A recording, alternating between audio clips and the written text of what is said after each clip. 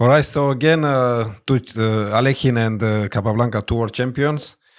But in It was a very big tournament in Avro in Netherlands, and here Alekhine could take his revenge. Also because Capablanca in one moment didn't play the best moves. He gave too many chances, and we'll see the result. We'll see.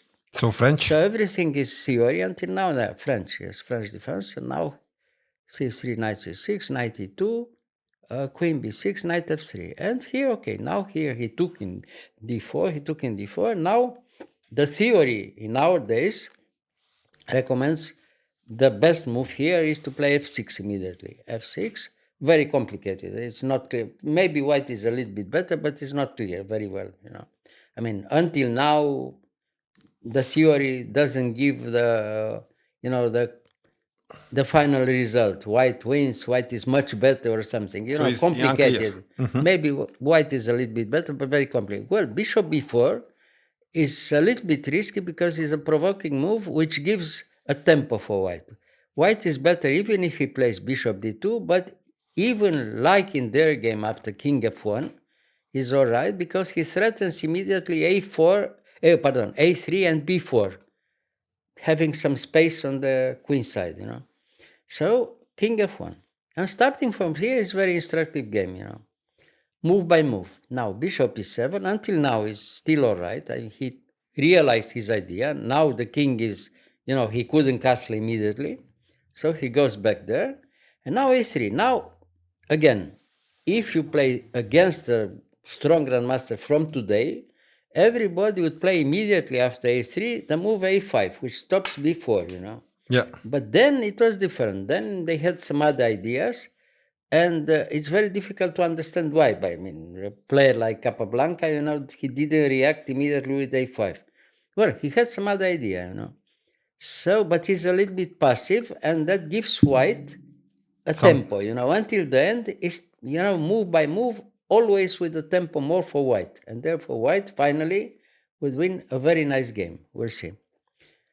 So, okay, b4. Now, after b4 is already a little bit unclear. I mean, a little bit unclear. White has the initiative, you see, even now, immediately after b4. So basically, white It wasn't necessary to give the move b4. After b4, everything comes into play like this For with white. tempo, I mean, the idea is to provoke b4 to play later a5, but he doesn't have one tempo.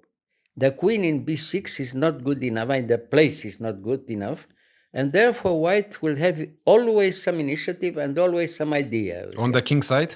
Or First on the queen side and later on the other side. We'll see. Very instructive game.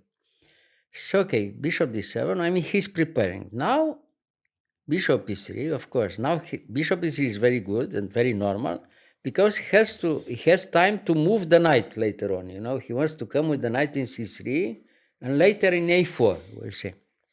So, okay, here, after bishop e3, what did he play? He played knight d8. Again, knight d8 is not the best. Probably the best move here was the normal rook c8. After rook c8, he waits again, but white can't play immediately knight c3 because after knight c3, knight takes b4 is okay. Black has a good game, Rook c8 was anyway better, Okay, knight d8 a little bit passive. Now he had time to come with knight c3, and we see immediately the result. Why is a big difference? After knight c3, a5, it was possible now to play knight a4. That is a very important tempo, because now you are forced to move the queen. If you take in a4, it has two bishops and a strong initiative, very unpleasant for black. So, I mean, to give the bishop in a4 is not good. It comes with check and very unpleasant. So, queen a7. Now look, the queen in a7 is a little bit passive, out of play for the moment. Yeah. And white comes to tempo again and plays b5. Oh, okay. You see? Well, it's not a threat. He doesn't lose something, but the position is not nice for black, you see. Even, let's say, he has always some counterplay, but it's a little bit unpleasant. Yeah, black is running out cramped of... a little cramped, bit, very cramped. Exactly. And white has very strong initiative, Yeah. So okay, now you have to be very careful with black. Okay, b6 is probably the only good move. And now, okay, white can play on the other side. I mean, he plays g3. The only problem is now to have the initiative on the important squares, you know. So f5 is probably the best. I mean, to have some counterplay, and he's threatening later on. He wants to come to g5. If he has time to come to g5, is okay for black, you know. But after f5, king g2, now he prepares, of course, knight f7. White plays queen d2, normal, I mean, against g5. Now, if you want something, you have to prepare again. I mean, and now, move by move, h4. Now, it's not possible to play g5, so you have to waste another tempo, you know, knight h7. And now has time to put the pawn in h5. Now g5 is not possible anywhere, and he gives the impression for black that he has time to come to a very active play by knight g5, knight e4, you see? Yeah. But here probably the best move is the normal castle, you know. If he castles, okay, it's better for white, but not very much, you know. For instance, if he played for castle, if he played knight h4, if he continues the idea, now knight h4, he has time to take in h4, the rook takes in h4, and knight g5. Okay, white is a little bit better, but nothing happens for the moment, you know, it's nothing decisive, you see. Okay, it's okay, it's very pleasant for white, but okay. And instead, here, after h5, he continues immediately after knight there, and white has time to come to h4. This is the idea, to try to come knight h4 and put the piece in g6. And he puts the piece in g6, you know, it's very unpleasant for black, you see. So now there, and now he puts the queen in b2. He moves the queen. And what is the difference? Now, if you realize that you didn't play very well, I mean, the move order, and you want to trade the piece and taking h4 first, the big surprise is that he can take with the pawn. You see, bishop takes h4, he takes in h4 with the pawn, and he threatens immediately f3, and you are lost with black here. If you lose the knight in e4, you see? Yeah. So what to do? I mean, if you have this, then black is hopeless, you know, if he loses the knight, you see? So what to do? He has to play like in their game, you know. So after knight h4, the queen b2, and what did he do? He castled, no? No, king f7, okay. And here, unfortunately for black, the knight comes immediately to g6, no? No, f3 first, yeah, f3. Now, again, the same idea, like we said before, if he took in h4, g takes, and the knight is lost is trapped in e4. So he had to accept this, and now white has time to open the game, you know, with g4. Because the king has a bad position in f7, you see. Yeah. So everything is possible because of this, you see. Now you have to take a decision what to do. You have to take in g4, but now white has time to move the rook. I mean, later on, I mean, he doesn't take immediately. Check first. Now again, rook, king g8. Look at this. I mean, he gave a pawn for very strong initiative. Now you are almost lost here with black. You have to be very, very careful, you know.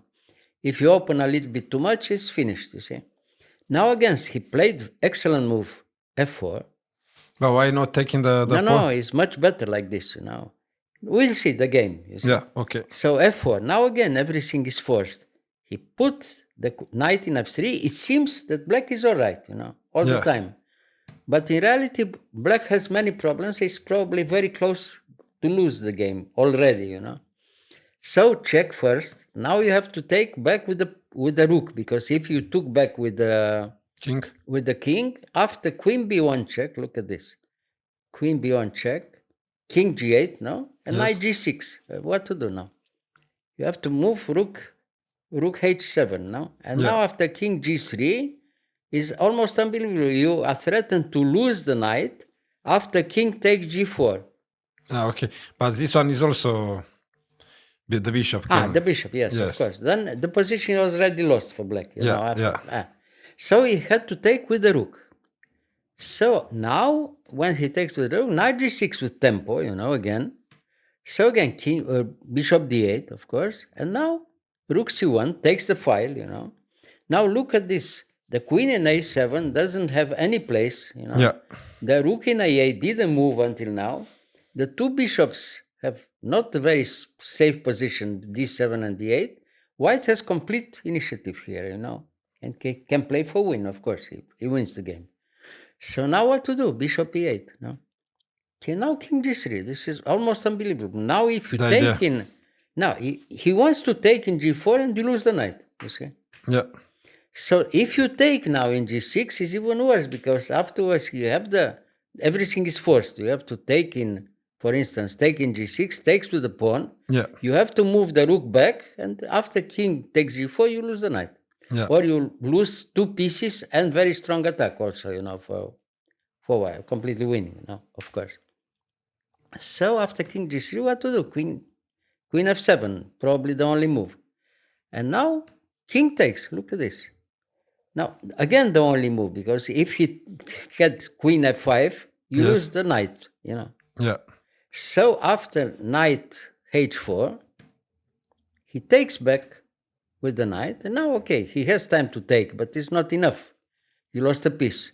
King back again, and now back in f3, h5, and he resigned the same time, Yeah. Yeah. It's unbelievable, this idea. He let black play. I mean, he gave the impression that black has very good position, Black, of course, tried immediately to come to very strong initiative in center. It seemed it's very good, But later on, the initiative for white was decisive and very sound. I mean, he played a very sound game. I mean, very safe always. He wasn't risking anything, with white. Yeah. Had some initiative and always, better moves and better position, And finally, everything was very clear. Sure. Very nice example like this, of course, by a very high level, True. Okay. Perfect. Thank you. Thank you, Mr. You're Gheorghiu. welcome. Yeah.